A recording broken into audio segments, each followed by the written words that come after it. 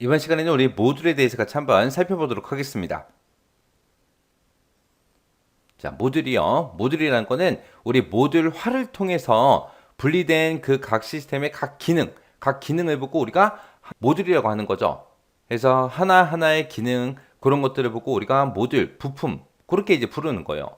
그때 이제 모듈화라는 말이 나오는데, 모듈화라는 건 뭘 얘기냐면은 우리 소프트웨어의 성능을 향상시키기 위해서 시스템에 있는 그런 기능들을 각각 모듈 단위로 그렇게 이제 분해하는 거를 보고 우리가 모듈화라고 해요. 그래서 만약에 10개 기능이 있다, 그러면 이제 모듈은 10개로 만들어야죠. 한 기능마다 모듈 하나씩이요. 그렇게 해서 이제 서브루틴이다, 서브 시스템이다, 소프트웨어 내에 들어있는 그 프로그램, 아니면 작업 단위, 이런 것들을 의미하는 게 우리 모듈이요, 모듈. 그래서 모듈의 기능적 독립성은 소프트웨어를 구성하는 각 모듈의 기능이 서로 이제 독립된다, 그걸 이제 의미하는 게 독립성이고요. 모듈의 독립성은 이제 우리가 결합도 그리고 응집도, 이 두 가지를 가지고 우리가 독립성을 측정을 합니다. 자, 그러면 여기서 이제 결합도다 응집도다 하고 나는데, 결합도가 뭔지 응집도가 뭔지 좀 살펴보자고요. 자, 그러면 결합도는 영어로 이제 커플링이라고 하죠. 커플링 그러면 이제 연인들 사이에서 이제 우리 커플링 맞춰서 커플링 끼잖아요. 그게 이제 결합도요. 그래서 사람하고 사람하고 붙어 있는 그 정도를 보고 우리가 결합도, 커플링이라고 하는 겁니다. 그래서 만약에 사람이 두 명이 있는데 둘이서 그냥 손만 잡고 있어요. 그럼 띄어내기가 쉽겠죠. 근데 이제 팔짱을 끼고 있어요. 그럼 손 잡고 있는 것보다 띄어내기가 좀 더 힘들 거고, 그 다음에 두 사람이 이제 포옹을 하고 있어요. 그러면 더 띄어내기가 힘들겠죠. 결합도라는 게 그거예요. 그래서 결합도라는 거는 모듈 간에 이제 상호 의존하는 그 정도, 그걸 보고 우리가 결합도라고 해요. 그래서 두 모듈 사이의 연관관계를 나타낸다. 그래서 이 결합도라는 거는 약하면 약할수록 품질이 좋아요. 품질이 좋은 거고, 강하면 강할수록 품질이 낮아요. 안 좋은 거예요. 그래서 모듈이라는 거는 프로그램을 개발할 때 이제 기능 한 개를 우리가 모듈 단위로 만드는데, 그 모듈들끼리 서로 의존하는 정도가 약하면 약할수록 좋은 거예요. 그래야 이제 독립성이 유지가 되기 때문에 좋은 거고, 상호 의존도가 이제 높으면 높을수록 안 좋은 겁니다. 품질이 낮은 거예요. 그래서 결합도라는 거는 약할수록 좋다, 강할수록 나쁘다. 그때 이제 결합도에 보게 되면 결합도의 종류에는 지금처럼 6가지가 있습니다. 내용 결합도라는 것도 있고, 공통 결합도라는 것도 있고, 외부 결합도, 제어 결합도, 스탬프 결합도, 자료 결합도 하고 이렇게 6가지가 있는데, 여기서 이제 자료 결합도라는 게 결합도가 약해요. 그러니까 좋다는 얘기죠. 좋은 거고, 내용 결합도가 우리 결합도가 가장 강한 거예요. 가장 강한 거. 그래서 내용 결합도, 이게 가장 안 좋은 거, 품질이 낮은 거예요. 그래서 품질이 낮은 것부터 시작해서 품질이 높은 순서대로 그렇게 나열해 놓은 겁니다. 그래서 결합도가 강하면 안 좋다, 결합도가 약해야 품질이 좋다. 이거 잘 기억하셔야 돼요. 이 순서대로 잘 기억해야 되고요.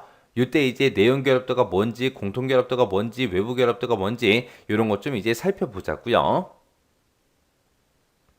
자, 우리 내용 결합도라는 건 뭘 얘기하냐면은, 우리 모듈이라는 건 이제 하나의 기능을 우리가 하나의 모듈로 만들고, 또 다른 기능을 이제 또 모듈로 하나 만든다 그랬죠.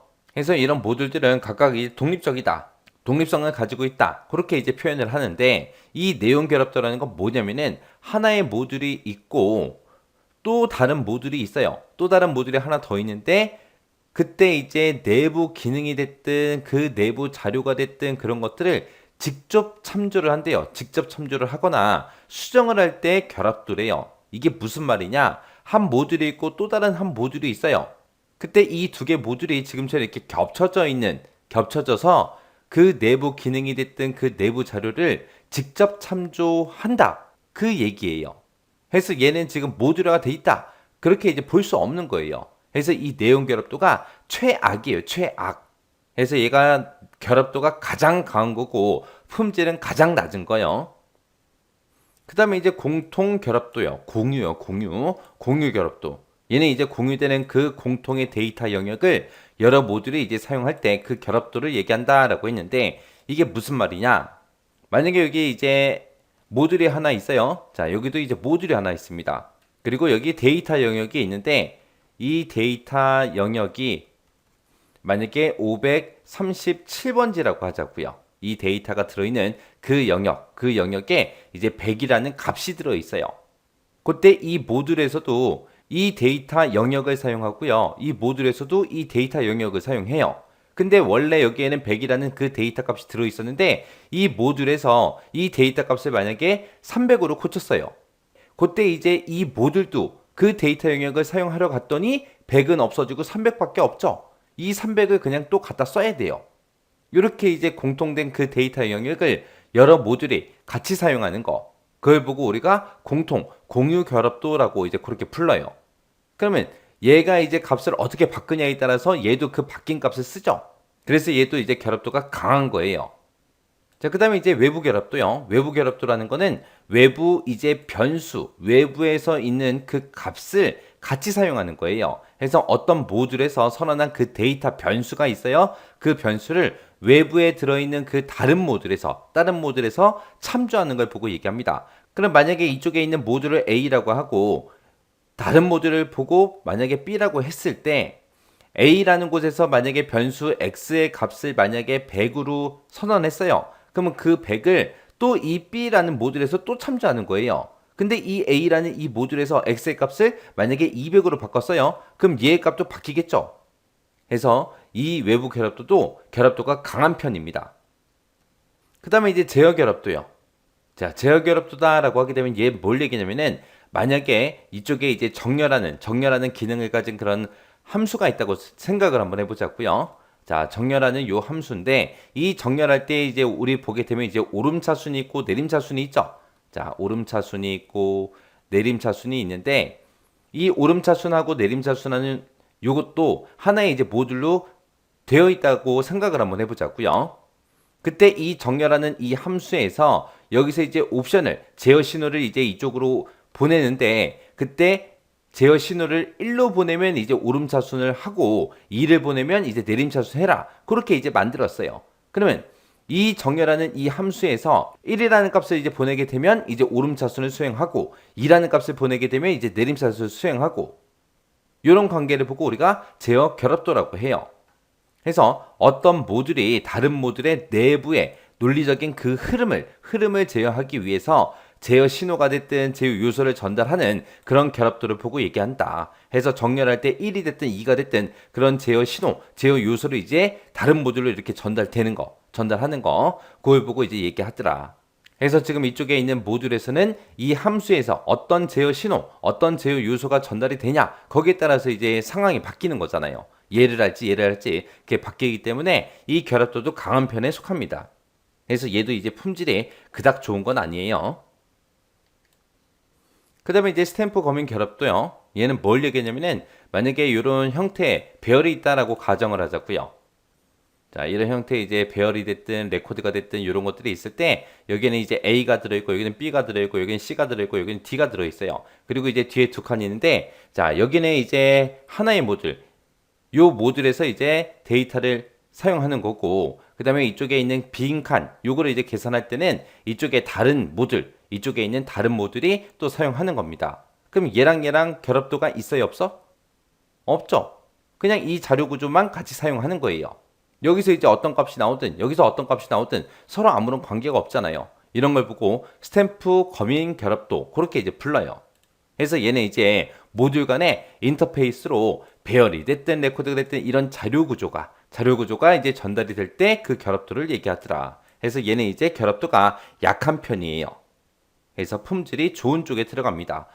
그 다음에 이제 자료 결합도다라고 하게 되면 자료 결합도라는 거는 모듈 간의 인터페이스가 자료 요소로만 구성이 될 때 그 결합도를 보고 얘기해요. 자, 예를 들어서 이제 여기 하나의 모듈이 있고요. 여기도 이제 하나의 모듈이 있어요. 만약에 이쪽 모듈에서 만약에 100이라는 값을 가지고 있었는데 그 100이라는 값을 이쪽에 있는 모듈에서 좀 달래요. 그래서 이 100이라는 값을 그대로 그냥 넘겨줬습니다. 그럼 이쪽에 이제 100이라고 이제 값이 들어있겠죠. 이걸 가지고 이제 무슨 계산을 하든 아무 상관이 없어요. 얘랑은. 여기서 이제 주기만 했지. 여기서 이제 100이라는 값 줬다고 해서 이 100이라는 값이 없어지는 건 아니잖아요. 그래서 얘랑 완전히 독립적으로 그렇게 이제 따로따로 움직입니다. 그래서 여기서 이 값을 100을 받아서 이거를 200으로 수정을 했어요. 200으로 수정해도 여기랑은 상관이 있다 없다? 없다. 아무 관계가 없더라. 이렇게 이제 모듈 간의 인터페이스가 자료 요소로만 그렇게 구성될 때 이 결합도, 그걸 보고 우리가 자료 결합도 그렇게 이제 부릅니다. 얘가 이제 결합도가 가장 약한 거고요. 품질로 따지면 품질이 가장 좋은 거죠. 품질이 높은 거. 그게 이제 자료 결합도요. 자, 그래서 우리 결합도라는 거는 모듈 상호 간의 의존 관계를 나타내더라. 해서 결합도가 약하면 약할수록 품질은 높더라. 강하면 강할수록 어떻다? 품질이 낮더라. 요거 이제 잘 기억하시고요. 요 각각의 결합도, 각각이 어떤 특징을 가지고 있는지 여러분들이 구분할 수 있게 알고 계셔야 되고요. 누가 결합도가 강한 건지, 누가 약한 건지 구분할 수 있게 순서대로 기억해 두셔야 돼요. 자, 그 다음에 이제 응집도요. 응집도라는 건 뭘 얘기하냐면은 모듈 내부의 요소들 있죠. 모듈 안에 이제 여러 가지 내부 요소들이 있는데 그것들끼리 서로서로 어떤 관계가 있냐, 그 관련되어 있는 정도, 그걸 보고 우리가 응집도라고 합니다. 예를 들어서 거실에 이제 장난감이 엄청나게 어질러져 있어요. 그 어질러져 있는 그 물건들을 다 정리를 할 거예요. 근데 이제 어떻게 정리하냐에 따라서 응집도가 강하다, 약하다, 그렇게 이제 얘기하는 거예요. 그냥 상자를 가지고 와서 그냥 아무런 순서, 아무런 종류에 상관없이 무조건 그 상자 안에다가 무조건 막 집어넣어요. 그게 이제 우연적 응집도예요. 그래서 얘는 관련 없는 그런 요소로 구성된 게 우연적 응집도고요. 그 다음에 응집도가 강한 거, 이건 뭘 얘기하냐? 상자를 여러 개 가지고 와서 여기는 자동차 장난감과 관련된 것들만 집어넣고, 이 상자에는 이제 인형과 관련된 것들만 집어넣고, 그렇게 이제 종류별로 그렇게 이제 구분해서 박스에다가 이제 정리하는 거예요. 그걸 보고 우리가 응집도가 강하다, 그렇게 이제 얘기하는 겁니다. 그래서 응집도는 강하면 강할수록 품질이 높아요. 품질이 좋은 거고, 약하면 약할수록 품질이 낮은 거요. 우리의 결합도는 강하면 강할수록 품질이 낮다 그랬고, 약하면 약할수록 품질이 높다라고 했어요. 자, 이 응집도하고 결합도하고 헷갈리시면 안 돼요. 자, 그러면 응집도의 종류에 보게 되면 기능적이다, 순차적이다, 교환적이다, 절차적이다, 시간적이다, 논리적이다, 우연적이다 해서 이렇게 여러 가지가 있는데, 자, 얘네들 좀 살펴보자고요. 자, 첫 번째 나온 게 이제 기능적 응집도요. 기능적 응집도가 제일 좋은 거라고 했어요. 얘가 이제 응집도가 가장 강한 거고요. 얘가 품질이 좋은 거예요. 가장 높은 거. 얘는 이제 내부에 들어있는 그 모듈들이 모든 기능들의 그 요소들이 단일 문제와 연관돼서 수행되는 그 응집도를 보고 우리가 기능적 응집도라고 해요. 모든 기능들의 그 요소들이 어떤 거랑 연관이 있다? 단일 문제, 딱 한 가지 문제와 연관되어 있더라. 그게 기능적. 그 다음에 이제 순차적 응집도다라고 하게 되면, 순차적 응집도라는 거는 모듈 내에서 하나의 활동으로부터 시작해서 나온 그 출력 데이터 있죠. 그 데이터를 그 다음 활동으로 넘겨주고, 그 다음 데이터는 그 출력 데이터를 다시 입력 데이터로 사용할 경우, 그 응집도를 보고 우리가 순차적 응집도라고 합니다. 그래서 하나의 모듈이 있을 때 첫 번째 활동이 있고, 두 번째 활동이 있고, 세 번째 활동, 네 번째 활동하고 이렇게 여러 가지가 있어요. 있을 때 여기서 이제 처리한 그 결과를 얘한테 넘겨줘요. 그럼 얘는 그거를 입력 데이터로 받아서 그걸 가지고 또 뭔가 계산, 처리를 하겠죠. 처리를 하고 나온 그 출력 결과를 또 넘겨주고, 그걸 가지고 얘는 또 입력 데이터로 쓰고, 여기서 또 나온 그 결과를 또 그 다음한테 넘겨주고, 이렇게 이제 사용되는 그런 응집도를 보고 우리가 순차적 응집도라고 해요. 예를 들어서 우리 성적을 가지고 총점하고 평균을 구할 거예요. 그럼 우리가 총점을 구해서 그 총점을 과목수로 우리가 나눠주면 뭐가 돼요? 평균이 되겠죠. 그때 우리는 뭘 먼저 구해야 된다? 총점을 먼저 구해야 되더라. 그래서 총점을 먼저 구한 다음에 그 총점을 가지고 우리가 과목수로 나눠서 평균을 구하는 거. 그게 이제 순차적 응집도요. 그 다음에 이제 교환적, 통신적 응집도요. 얘는 이제 동일한 입력과 출력을 사용해서 서로 다른 기능을 그렇게 수행하는 그런 구성 요소들이 모였을 때 그 응집도를 보고 교환적, 통신적 응집도라고 그렇게 이제 부릅니다. 얘는 이제 뭐가 똑같다? 동일한 입출력이요. 동일한 입출력으로 서로 다른 기능을 수행하는 거. 그 다음에 이제 절차적 응집도라고 있습니다. 얘는 이제 모듈이 다수의 관련 기능을 가질 때 그 모듈 안에 구성 요소들이 그 기능을 이제 순차적으로 수행할 때 그 응집도를 보고 얘기해요. 그래서 다수의 기능이 순차적으로 진행되는 거, 그걸 보고 우리가 절차적 응집도라고 하더라. 이 순차적이랑 이 절차적이랑 헷갈리시면 안 돼요. 얘는 이제 여러 개의 기능을 그 절차에 맞게끔 순차적으로 그렇게 수행하는 걸 보고 우리가 절차적 응집도라고 해요. 그 다음에 이제 시간적 응집도라는 거는 얘는 말 그대로 시간이라는 말이 들어가겠죠. 그래서 특정 시간에 처리되는 그런 기능들을 모아놓은 거.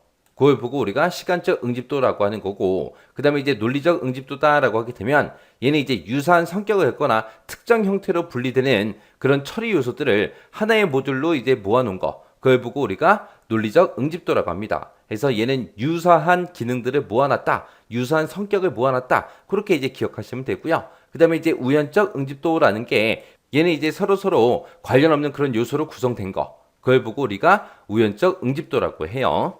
그래서 우연적 응집도가 가장 낮은 거고요. 우리가 응집도가 낮으면 낮을수록 품질은 낮다 그랬어요. 그래서 응집도의 종류에는 지금처럼 이렇게 기능적, 순차적, 교환적, 절차적, 시간적, 논리적, 우연적하고 이렇게 있더라. 여기서는 응집도가 강하면 강할수록 품질이 좋다, 품질이 높다. 응집도가 약하면 약할수록 우리 품질은 낮다. 이것도 순서대로 잘 기억하셔야 되고 각각의 응집도가 뭘 얘기하는 건지 구분할 수 있게 잘 기억하셔야 돼요. 이 응집도랑 결합도 헷갈리시면 안 돼요.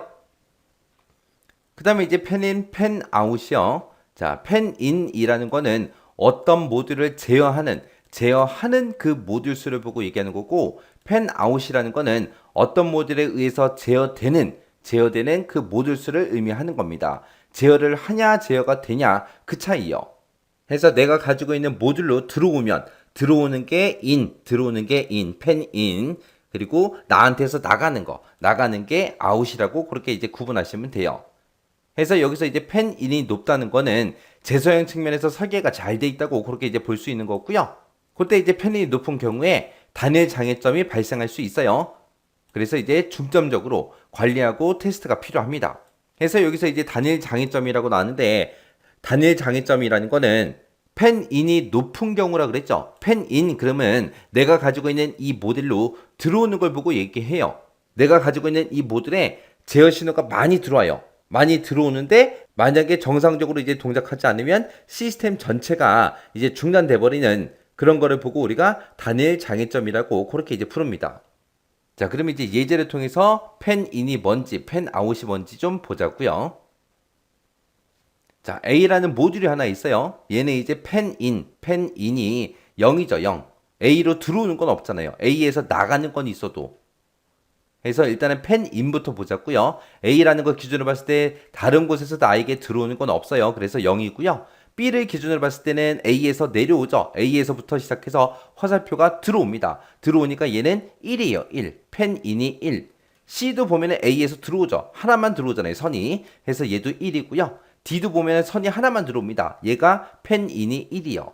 E 같은 경우에는 이제 B에서 하나만 내려오죠. 그래서 얘도 펜인이 1이요. 그 다음에 이제 F요. F 같은 경우는 이제 들어오는 선이 몇 개예요? C에서도 들어오고 D에서도 들어오고 두 개죠. 그래서 얘는 펜인이 2이요. 그 다음에 G는 이제 D에서만 들어오죠. 그래서 펜인이 1이요. 그 다음에 이제 H는 E에서도 들어오고 B에서도 들어오고 두 개가 들어와요. 그래서 펜인이 2이요. 그 다음에 I는 F에서도 들어오죠. G에서도 들어오죠. 그래서 펜인이 2이요.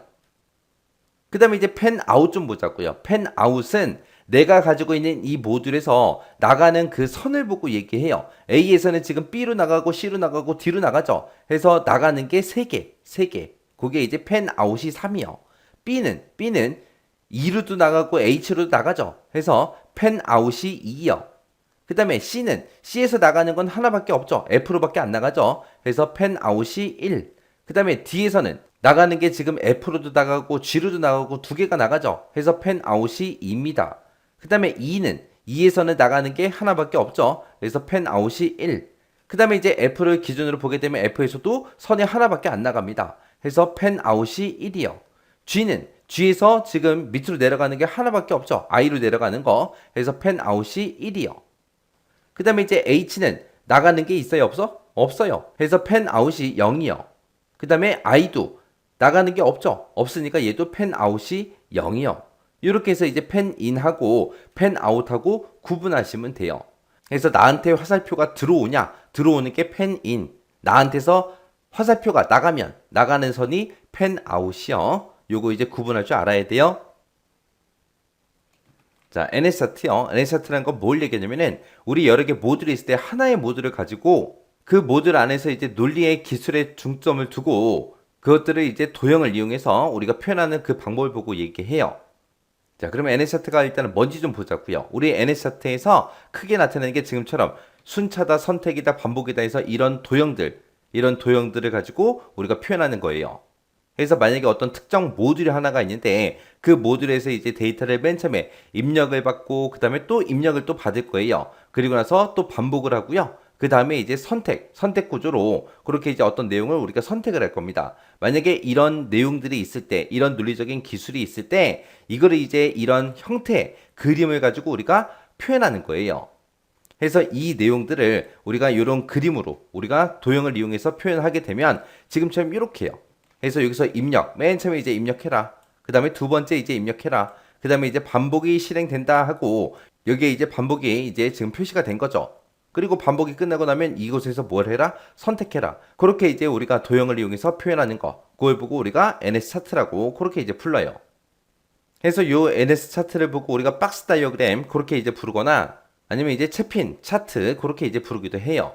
그래서 NS 차트 여기서는 고투가 됐든 화살표가 됐든 이런 것들은 사용하지 않습니다. 그리고 여기서 이제 나타내는 세 가지 제어 논리 구조가 우리 연속이 이제 순차 얘기하는 거죠. 그리고 선택이나 다중 선택, 얘가 이제 선택 얘기하는 거고, 그 다음에 반복, 요 세 가지를 이제 표현해 줘요. 그래서 조건이 복합되어 있는 그곳을 처리하기 위해서 시각적으로 명확하게 식별하는데 적합한 게 우리 NS 차트요. 그래서 NS 차트라는 거는 논리적인 그런 기술에 중점을 두고 도형을 이용해서 표현하는 그런 방법을 보고 얘기한다. 요거 정확하게 기억하시고요. 요 특징들 정확하게 알고 계셔야 돼요. 그래서 요게 이제 시험 문제 나올 때 이런 특징 같은 것들을 써놓고 이게 뭐에 관한 설명이냐? 그렇게 이제 나올 수 있겠죠. 자, 이렇게 해서 이제 모듈에 대해서 이제 많은 것들을 배웠습니다. 이번 시간에 배운 이 내용은 거의 시험 문제 나온다고 생각을 하셔야 돼요. 그래서 모듈이 그래도 중요한 그런 내용이기 때문에 이 내용은 정확하게 파악하시고 잘 정리하고 지나가시기 바랍니다.